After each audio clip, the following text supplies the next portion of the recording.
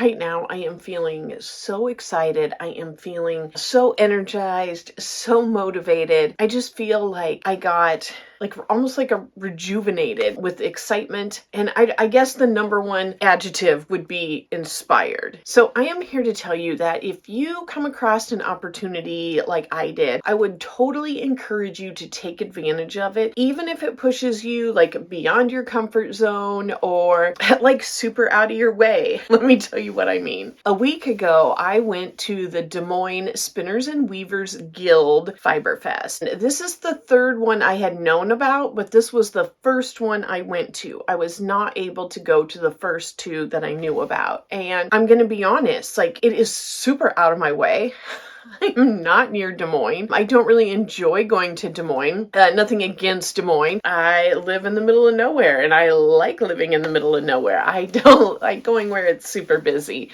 And yes, I know Des Moines is not near as busy as other cities. And if you have been on my channel and have kind of been following along with my journey, you'll know that I have had some serious issues with anxiety and just some other things that I've really been working hard to overcome. Going to a new place, somewhere I had never been before with people with way more experience. And then like the road traffic and just everything. It was definitely pushing my limits as to exploring new options and opportunities. And then with it being so far out of my way to go to, it was a bit trying for me, and I definitely pushed my limits.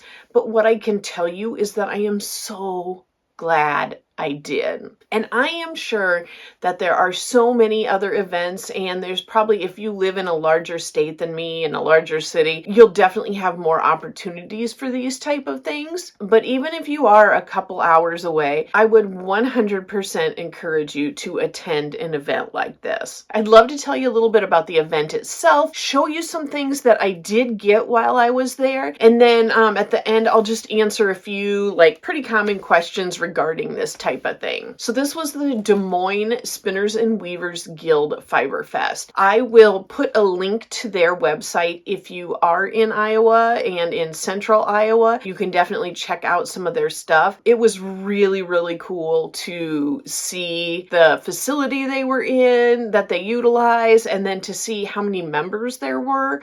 And they had like member projects that were like woven, and it was really cool to see.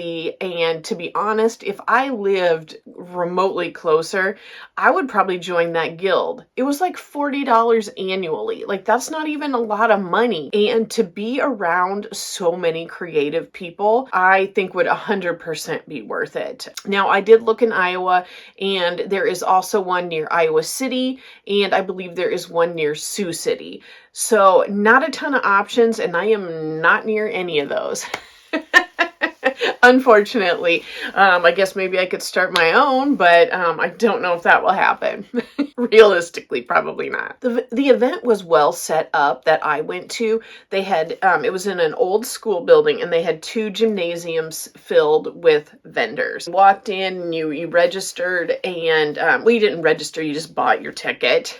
It was $5 to get in. And then, you walked in, they had like hourly door prizes they were doing, that different vendors, and you could see the different prizes. And then you could just walk in and walk around both of these gyms. My daughter went with me, and she knows absolutely nothing about like yarn, crochet, or knit. It's just not super interesting for her, but she was 100% there to support me. And it was a really, really wonderful day together. And she also helped keep me on task because there was so many amazing things to look at that I was overwhelmed. I will be honest. I was just like, oh, I mean, there was so much stuff to look at, and there was such a variety of the same but different things. So you had varying degrees of wool that you could purchase. So there was a few places where they literally had giant, I don't want to say trash bags because they weren't trash bags, but like giant bags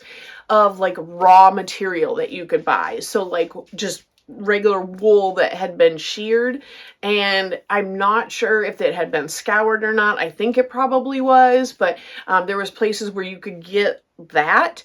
There was other ones where they had like big bags of roving, so it had been processed somewhat. And there was also places where you could get large bats of roving. I don't know if it's called of roving, but the large bats of wool that you can spin from. So I'm a pretty newbie to spinning. Right now I am just using a drop spindle. I will put a link to a live I did with Sydney recently where we were actually spinning that Saturday morning.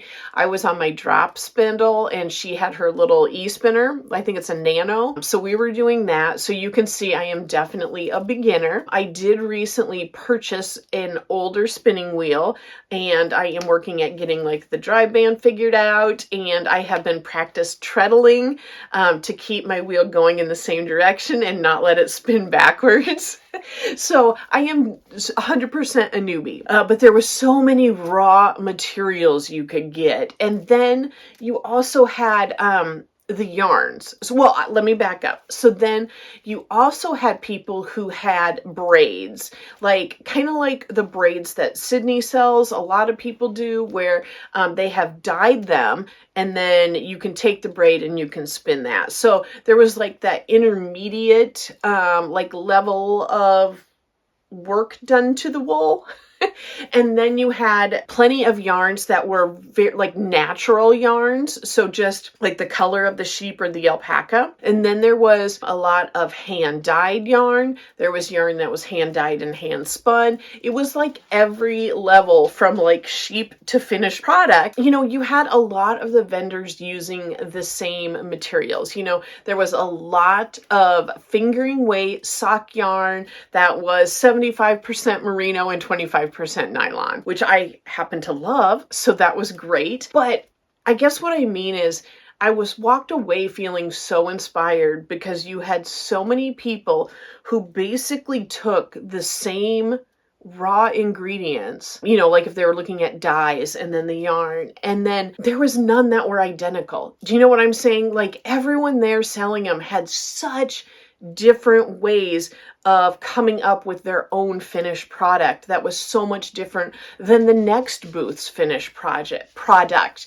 And it just made me think, like, if you are feeling like everything is the same, like this is an amazing way for you to see like the absolute endless possibilities that are out there. Yeah, I feel like having a little bit of trouble explaining kind of how I feel inside, like not jittery, but just like I want to do some stuff now. It was just such an amazing experience. On a side note, my daughter was being super supportive, and I will put a picture over here, but she had worn a little bag that I had made her, I think about a year ago. I might have given it to her on her birthday. And it was just kind of a spur of the moment project I made, just within like a weekend, and just kind of threw it together for her. But she was so supportive and she intentionally wore it there. And people were giving her compliments and she'd be like, "Thank you, my mom made it." And it was I don't want to be like an ego boost, but it was just very nice to be around so many people that were so encouraging. So let me show you a few of the yarns that I did get.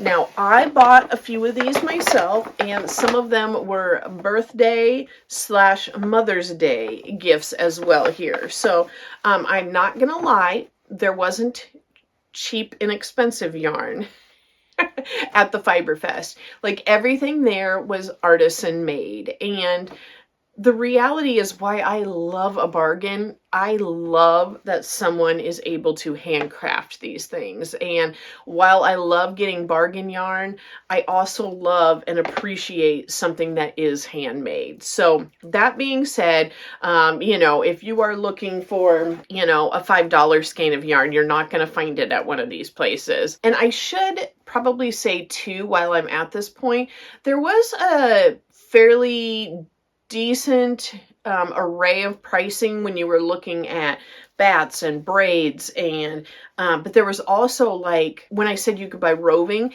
there were several booths that were selling it by the ounce, where it might have been like $4 through $8 an ounce based on what it was. So like I said, you could go in there and buy supplies. You know, you could have bought $12 worth of supplies and walked away with really neat stuff, you know, or you could have spent hundreds of dollars.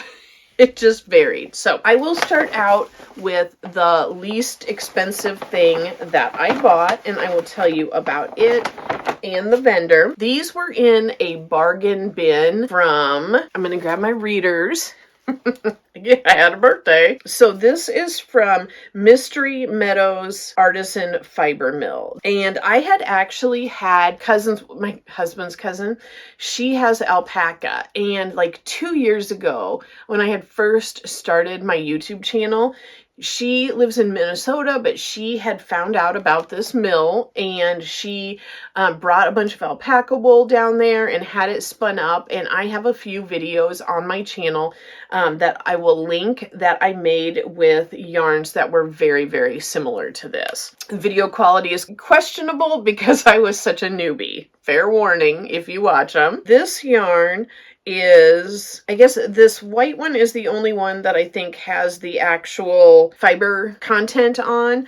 These were in her bargain bin, and she just had a bin at the front where it was like stuff she just wanted to get rid of. She's like, there's nothing wrong with it. I'm just sick of looking at it.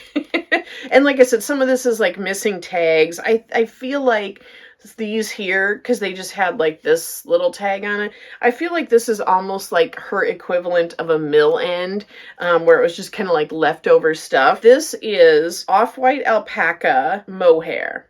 So super cool. This is 170 yards. It's a 2-ply. It says it's a sport weight. So here is that.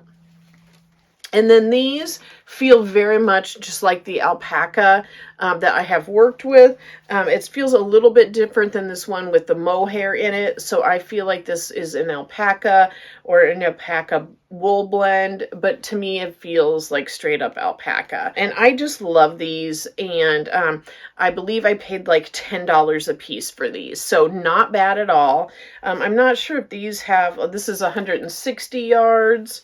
And this one doesn't say it all. So like I said, kind of like a mill end here, but really pretty and just utilitarian, like simple. You know, it's just simple, and it spoke to me, and it just felt earthy, and I love them. This next one I got here was from Bombshell Dye Works, and I will have all of these vendors linked in the description of the video, and also linked in my blog post, which I'll have a link to the blog post. I paid $25. And when I say I paid, like I said, it could have been part of my Mother's Day or my birthday gift or what I bought. But this is called Twinkle Sock Yarn, 84% superwash merino, 16% stellina, 420 yards. It is 4 ounces, and this colorway is called Sugar Plum. And I thought this was gorgeous. It's definitely Shannon colors. So you've got the brown, you've got like a plum, definitely a warm pink, not a cool tone pink. And I just thought this was gorgeous. And I really love the stellina in it. It just was very pretty. If there would have been more than one of these, I would have definitely purchased more than one. But I think with there being 420 yards, I can make a pretty shawl out of this. So I'm pretty excited. Beautiful stuff at her booth too. That unfortunately was like the one booth out of these that I didn't get footage of, because she had a smaller space. And the way it was, and there was like a bunch of other people standing there, and I just wasn't able to get good footage, unfortunately. But like I said, I'll have everything linked there. This next one, I'm like super excited about all of them, so it's silly to say like, oh, I'm so excited about this. So this one right here is from Numea Hand Dyed Yarn and Fiber. the woman's name is Heather Holmes, and she was really a delight to talk to. She was funny, and she knew her stuff, and she had beautiful yarn. And she happened to be wearing a sweater, like a cardigan that she had knitted with this yarn paired with a yarn that was just a little bit lighter than this one. I felt like, in comparison to some of the other ones, she had a lot of solids, like tonal solids, and then like matching mohairs, and it felt very, very classy. And me personally, I am very much drawn to like solid tonal yarns and fuzzy yarns. So there was so much at this booth that spoke to me. It was extremely, extremely hard to pare it down. This is 75% superwash merino, 25% nylon. It is 463 yards of fingering sock weight. This was the color copper. This was $28 for this. And then the matching one that will be paired with this is, it says Indulgent Luxury, 64% kid mohair, 36% silk, 459 yards, lace weight. And I just think that is so pretty paired together. All of these will be like projects for me because they're just stuff that I really, really love. And when I said silk, it reminded me. So like I said, my daughter really doesn't know anything about like yarn and fiber. She's just not really interested in it. So it was kind of fun to see everything from her perspective as well, because she didn't go into it with any like preconceived ideas. And she was feeling around and just like picking up different hanks of yarn, and it seems as though she likes the mulberry silk blends. Like everything she picked up was like, ooh, I like this. It was all mulberry silk and like merino or something. And we were just kind of giggling because it's like, oh, you've got very, very good taste for someone who knows nothing about it. Like she knows what she likes, and she likes the really soft, nice, high quality yarn. And I should say too, when I say she was so supportive and helpful, like I said, I got overwhelmed with the sheer amount of stuff that was there. And considering I knew I had some of my own money and then the birthday and the Mother's Day money, you know, it's not like it was an unlimited budget, but you know, I was okay spending a couple $100s. And it was just like I said, there was so much to choose from that we stood there and we went out and then we went and sat down on a bench and talked for a couple minutes and really kind of like worked through it because I was getting distracted. And so we're like, okay, you know, since I'm really not very far in my spinning journey, and I'm just doing my drop spindle, I'm still working on, you know, really learning to use my spinning wheel. I'm not proficient at all. Like I probably shouldn't focus on the raw materials. I should probably focus on more of the yarn, you know, and just taking advantage of that because I can use that immediately. So it was very helpful to have that. And then when I was getting sidetracked by like these beautiful braids of roving and stuff like that, she's like, okay, you know, here's what you said, let's come back to this. And it really, really did help. So let me show you the last group of stuff that I got. And these were from Honey Gold Acres. And I had so much fun talking to this gal, and her booth was probably the booth that I could have spent the most money at. I mean, that Numea hand-dyed yarn, I could have spent a lot of money there. I definitely could have. But like, as far as the amount of products that Honey Gold Acres had, I mean, she had like the yarn, she had undyed yarn, she had roving, she had small bits of like silk and additives. So like I bought this I know it's not really called an additive, but you would put this in while you're making your bat or your roll-log or whatever. So this is Angelina Bronze Stellina. It's a 1/2 ounce. I paid $4 for this. I don't know if that is a competitive price or not, but I loved all the sparkles in the yarn. And I loved this bronze, like, you know me, it's brown and it's shiny, so I loved it. If there would have been more than one package of this, I would have bought it. There was tons of packages of other colors, but just this one of the bronze. So I did get that, even though it was a raw material. I could not help myself. And then I got these two hanks here. So this is, I don't think I'm going to pronounce this right. I will put it across the screen, but it's blue-faced Leicester, Leicester. I imagine that's a certain type of sheep that I am just unaware of. So while this yarn isn't like crazy soft, I mean, obviously, you know, your merino is much, much softer. I loved it. I loved the wool, and I freaking loved the colors. So this is 382 yards. It's 100 grams. These were 15 a piece, and this is the colorway Mabel. And yeah, I am just so very in love with these autumnal jewel tone, orange and plum, and a little bit of brown and copper. Abso-freaking-lutely love it. And I would say this is probably, I would say it could be a worsted. DK for sure, possibly a worsted.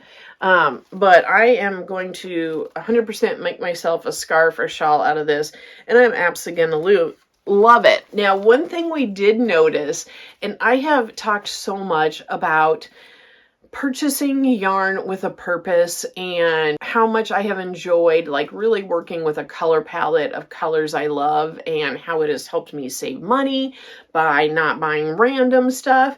I will say it kind of started being a joke after a while between my daughter and I, because I kind of kept picking up different variations of yarn that was kind of like this, like these autumnal colors, and it's just like my daughter's like, yeah, you've got a type. I definitely have a type when it comes to yarn. So to see like how many different variations of a very similar yarn there was, it was so cool. I would definitely encourage you to find an event like this if you want some other inspiration. Like, not even if you like, even if you don't want to go buy any of it, but if you want to get into spinning, if you want to get into dyeing, just get out there and see all these things in person. Because I'm going to use like Instagram or YouTube as an example. They have algorithms, and they tend to show you the same type of stuff that you're watching and that you react positively to. They're going to show you more of that, which is great because you get more of what you love, but it kind of then like funnels you into, you know, like a certain type of thing. Like if you're always looking at shawls, it's going to show you more and more shawls. It's not going to be showing you hats, you know, that type of stuff. So this was such a great way to get exposed to so many different things. So definitely Google your state, and then like I said, a spinner's guild, a weaver's guild, spinners and weavers. When I was Googling, I saw some different like hand dyeing guilds. What was the other one? Handicrafters guilds. Just kind of go on those variations of different things. Try any combination of those words in your state, or you know, in some of the like larger cities in your state that you might be closer to. You do not have to be a pro. You do not have to be at the level they are. You can be a very beginner, and you can still get so much out of an opportunity like this. I 100% believe you will leave that event feeling just as inspired and motivated as I am right now. I have a couple FAQs here for you in case you're wondering. You know, you might be wondering, like, do you need a ticket to go to these things? It is going to be event-based. So, and it's the same way as being like a member in the guild. All of that information was totally posted on the website and the Facebook page. Like, it was open to the public. This particular one, you had to buy a ticket. It was $5. All of that was on there. But they have certain guild only events. Like I had seen they were having like a fiber garage sale just for guild members, and you could go and look at fiber and buy that type of stuff. So it just depends. Do your research and find out. And if you're not sure, if it looks inconclusive, call them and ask. Do you need to be a pro? Definitely not. You can be a beginner. Like I said, my daughter was wandering around with me. I mean, she probably would not have gone on her own, but, you know, she would ask me questions. Sometimes people in booths would overhear and, you know, answer a question for her, point out different things. I will say you will probably enjoy it more if you have a little more experience and have used some different yarns. And, you know, if you are someone who enjoys like sock yarn, things like that, that there were more of, you know, which generally comes a little more with experience, trying some of these different things, but you in no way have to be. Like I said, I am such a novice when it comes to spinning. And, you know, a lot of the vendors were there, and if they had a couple minutes of downtime, they were like spinning yarn there. And there was guild members that were spinning, just like in the middle of the gym for you to see, and super helpful if you had questions and whatnot. So definitely all skill levels can go. What can you expect to see and to buy? That is going to be personal preference. Like I said, there was a complete array at this one that I went to, from raw material to finished product, and the price ranges were, you know, appropriately dispersed through what had been done. So that is totally going to be a wide range of what you're looking for. But yes, you can definitely find raw material and finished product. Should you bring anything to this event? I believe they were frowning upon beverages and food being brought into the area with the yarn, for obvious reasons. Definitely if you have like a bag or a backpack, something like that, reusable shopping bag. You know, a couple of the vendors did give me bags, but that was something I had thought about bringing and then just didn't. So, and some of the vendors didn't give you a bag. They were just like, here's your yarn. So, and along that lines, bring cash or credit card. So, there was definitely booths where they were definitely like doing the Square and just all sorts of like Apple Pay, like different things like that. But everybody definitely accepted cash. The one thing I will say is maybe bring smaller bills if you're bringing cash, so you don't wipe a vendor out of, you know, like don't give them $100 bill for a $25 skein of yarn and take all their change for the day. So bring smaller bills, bring a lot of cash if you want.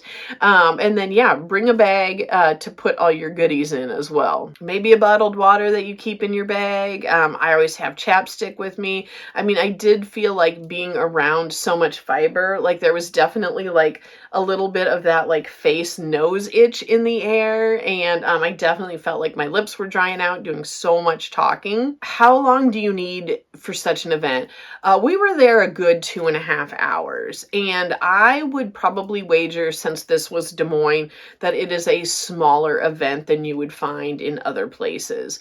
So don't be in a hurry. I definitely would not go with like an hour before closing. I could have spent more time. I think if I would have been alone, I would have probably been a little bit slower. So, you know, take that as you want. Like if you want the company, if you want someone to help keep you focused, or if you literally want to spend like 5 hours talking to every vendor and finding out all the details, that's totally up to you. But I would say at a minimum, give yourself a couple hours. If you have ever been to a fiber festival of any sort, I would love it if you would put it down in the comments. I mean, I have people from all over the United States, but not just the States. I've got Canada, Europe, Australia. We've got people from everywhere. And if you have been to a fiber festival and you loved it, please write it down in the comments to share that, so that anybody can look through there, because, you know, there's a good chance they might not even know there's one in their area. So definitely write that down below. I would love for you to share that information. I cannot wait to get started on this. I will tell you that I think the first one I'm going to get started on is going to be this one. And I think it's going to be a scarf, but I'm not going to give away too many details. But I do think this is going to be the first one that I dig into, and I am so excited about it.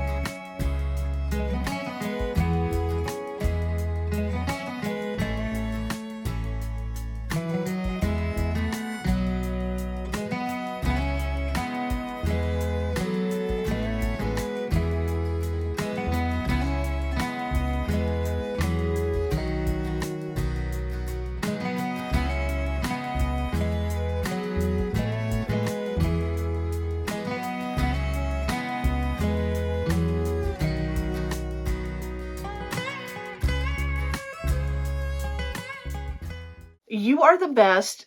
Thank you for listening to me ramble. This was definitely a more rambly video than some. I was just excited. And unfortunately, I tend to info dump when I'm excited. So you definitely got the brunt of that today. So I will look forward to talking yarn again with you soon. Until then, bye.